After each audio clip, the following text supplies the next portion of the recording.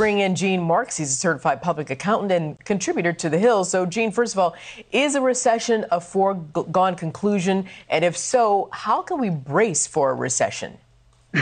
Well, there is a slowdown in the economy, and a lot of my clients I'm speaking to right now are seeing a little bit of softening in their orders. A lot of economists believe that there is a slowdown coming later this year. So to your question, we should be preparing for that now. My smartest clients, both individual and small business owners, are always looking ahead. So right now this month, you should be going through your checkbook. If you're a small business owner, go through your general ledger, go through your credit card statements, find out which expenses that you're spending right now that you can stop spending on, cut back on your overhead. I mean, remember, during a recession, cash is really king. So you really want to build those cash reserves as much as you can in advance.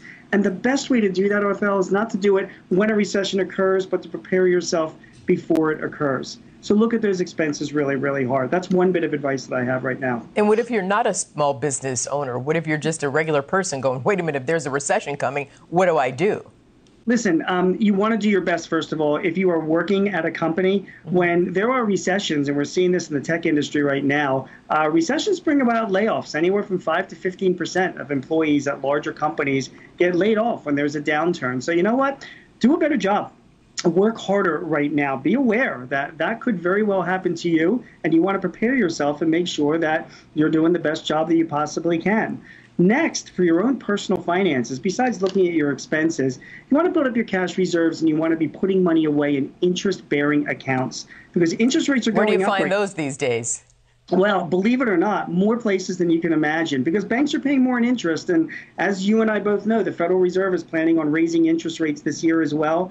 So for all these years where interest rates were really not irrelevant, now they're relevant. And also, we're telling our clients, if you're going to invest your money, despite the volatility of the stock market, blue chip stocks still tend to grow the best over time. So put money in a good mutual fund with a reputable person. Let that go. Understood that there will be volatility, but it will grow over time. You want to build your savings, because God forbid you lose your job. You do want to have a nest egg to fall back on. Yeah, and I was going to say, what about people who don't have a savings? What do they do? Do they maybe perhaps look for a second job, a part-time job?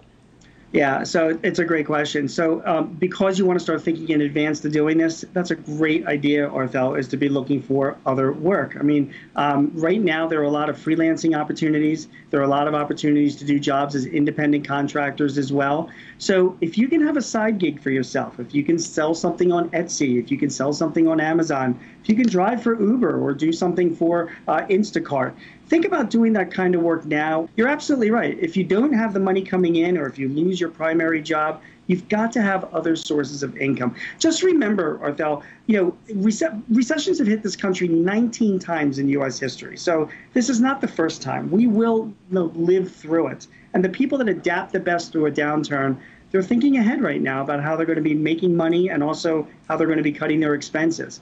Mm-hmm. Hey, Gene, economists are also warning of a global slowdown. What's causing this? Well, I mean, there's obviously the obvious factors going on in the war in Ukraine, and a lot of the supply chain issues that are happening right now in China. But coupled with that is that the U.S. Arthel is not the only country that's struggling with labor shortages and spending that is contributing a lot towards inflation. So many countries in Europe have had to have stimulus payments and other spending to help their citizens, and those payments themselves have caused increases in inflation. When people stop buying, that causes a decrease in demand and therefore a global slowdown. Yeah. So all of those factors are coming into play right now. It's not just China and Ukraine, but it's also just the overall inflation effects that are hitting both Europe, parts of Asia, and of course the U.S. All of that contributes to less of a demand. So house is not on fire, but what you should do is save where you can, cut back where you can, brace yourself, go slow and steady. I think that's what you said. Gene Marks says you always have very good common sense and expert advice. Thanks, Arthel.